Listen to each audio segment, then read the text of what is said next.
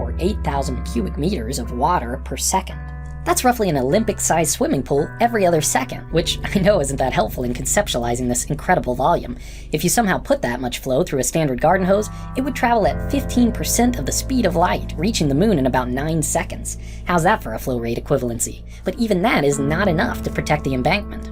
Large dams have to be able to withstand extraordinary flooding. In most cases, their design is based on a synthetic or made-up storm called the probable maximum flood, which is essentially an approximation of the most rain that could ever physically fall out of the sky. It usually doesn't make sense to design the primary spillway to handle this event, since such a magnitude of flooding is unlikely to ever happen during the lifetime of the structure. Instead, many dams have a second spillway, much simpler in design and thus less expensive to construct, to increase their ability to discharge huge volumes of water during rare but extreme events. At Oroville, the emergency spillway consists of a concrete weir set 1 foot above the maximum operating level. If the reservoir gets too high and the surface spillway can't release water fast enough, this structure overflows, preventing the reservoir from reaching and overtopping the crest of the dam. Early 2017 was one of Northern California's wettest winters in history, with several major flood events across the state.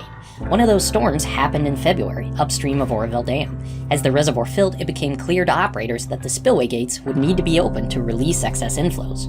On February 7th, early during the releases, they noticed an unusual flow pattern about halfway down the chute. The issue was worrying enough that they decided to close the gates and pause the flood releases in order to get a better look. What they saw when the water stopped was harrowing. Several large concrete slabs were completely missing, and a gigantic hole had eroded below the chute. There was a lot more inflow to the reservoir in the forecast, so operators knew they didn't have much time to keep the gates closed while they inspected the damage, and no chance to try to make repairs. They knew they would have to keep operating the crippled spillway, so they started opening gates incrementally to test how quickly the erosion would progress. Meanwhile, more rain was falling upstream, contributing to inflows and raising the level of the reservoir faster and faster. It wasn't long before operators were faced with an extremely difficult decision. Open more gates on the surface spillway, which would further damage the structure, or let the reservoir rise above the untested emergency spillway and cascade down the adjacent hillside. Several issues made this decision even more complicated. On one hand, the surface spillway was in bad shape, and there was the possibility of the erosion progressing upstream toward the headworks, which could result in an uncontrolled release of the reservoir. Also, debris from the damaged spillway was piling up in the Feather River, raising its level and threatening to flood out the power plant. Finally, electrical transmission lines connecting the power plant to the grid were being threatened by the erosion along the surface spillway. Losing these lines, or flooding the hydropower facility, would hamstring the dam's only backup for making releases from the reservoir. Operators knew that repairing the spillway would be nearly impossible until the power plant could be restored. These factors pointed toward closing the spillway gates and allowing the reservoir to rise. On the other hand, the emergency spillway had never been tested, and operators weren't confident that it could safely release so much water, especially after witnessing how quickly and aggressively the erosion happened on the surface spillway nearby. Also, its use would almost certainly strip at least the top layer soil and vegetation from the entire hillside, threatening adjacent electrical transmission towers. A huge contingent of engineers and operations personnel were all hands on deck, running analyses, forecasting weather, reviewing geologic records and original design reports, trying to decide the best course of action.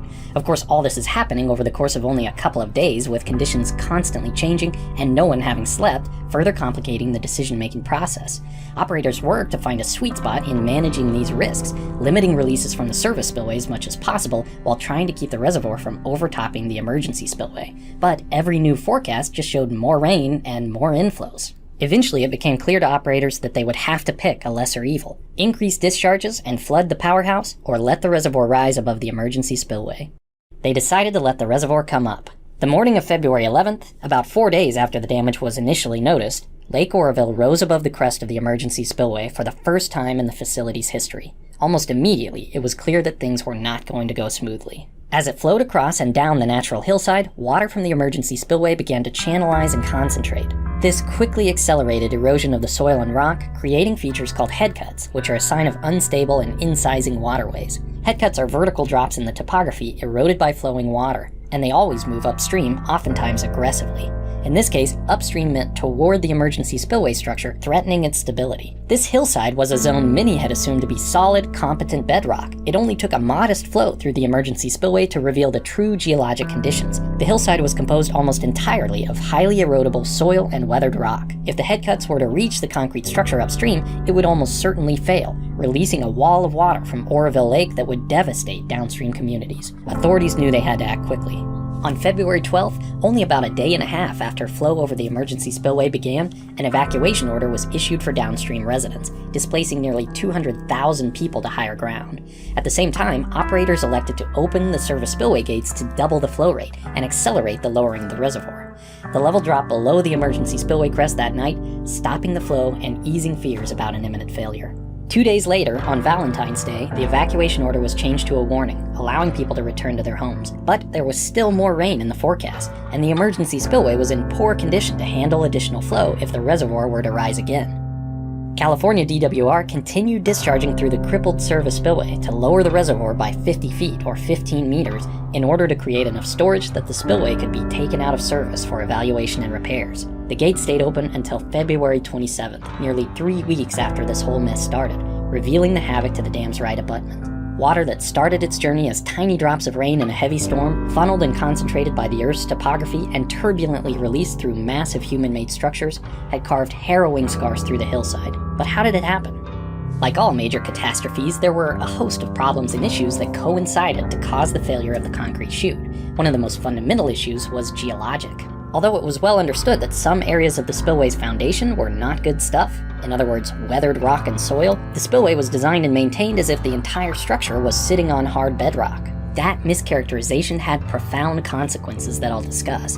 As for how the spillway damage started, the issue was uplift forces. How do concrete structures stay put? Mostly by being heavy.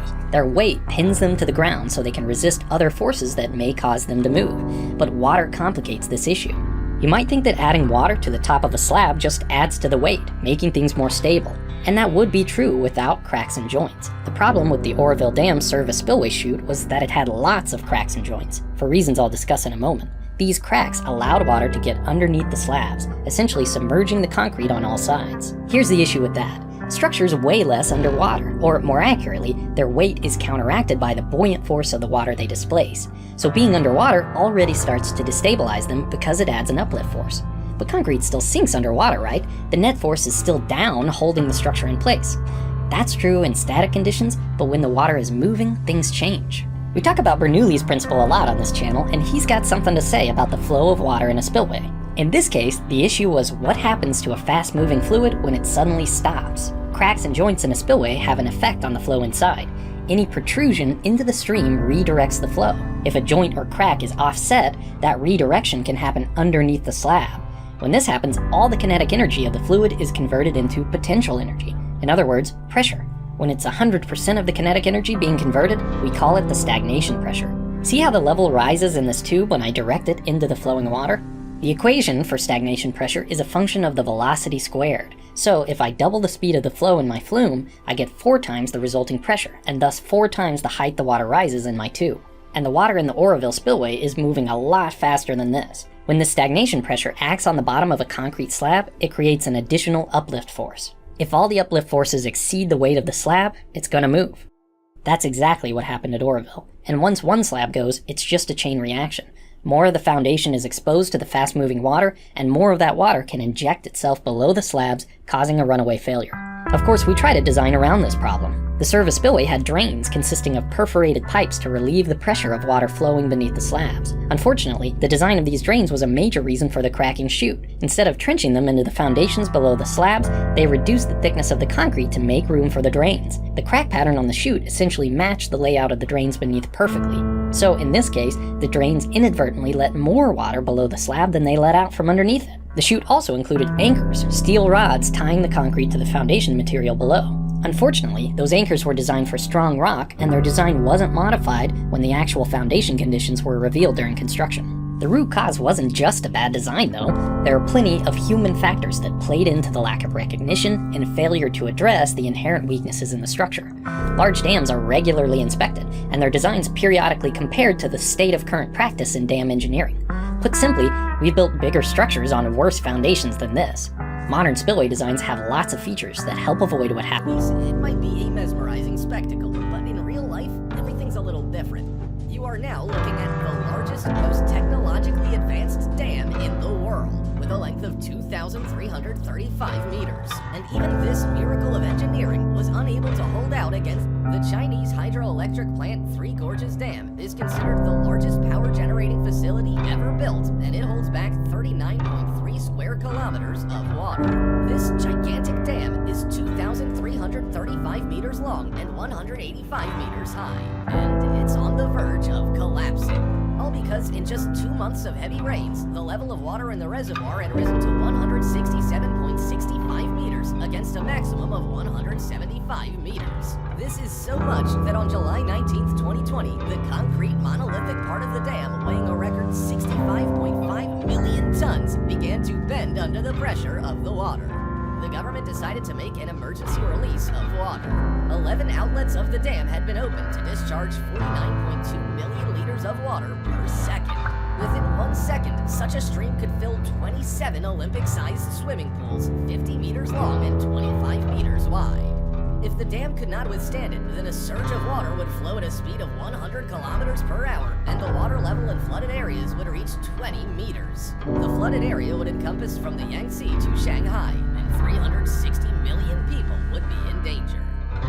This body of water that you see on Google Maps was a reservoir for irrigating a desert landscape. It held some 900 million tons of water. Unfortunately, during the construction of the dam, the building company decided to save money and spent only half as much on materials as was needed. On May 1st, 2020, due to unusually strong winds, a powerful wave rose up which first destroyed the lower part and subsequently the entire dam. Now you're looking at NASA imagery. This is before, and here is after. The water traveled a distance of 60 kilometers and even gathered along the border with the neighboring country of Kazakhstan, an area of 610 square kilometers. That's nearly the size of the entire state of Texas. After the dam failure, some gigantic catfish were flung ashore, which the government even tried to use as a reason for the breach. If you enter Dust Lick MFY into Google Maps, you'll find a hotel near the reservoir, and you can see for yourself the flooding of the area in real time. On August 17, 2009, an ordinary working day began at the Sayano-Shushenskaya hydroelectric dam.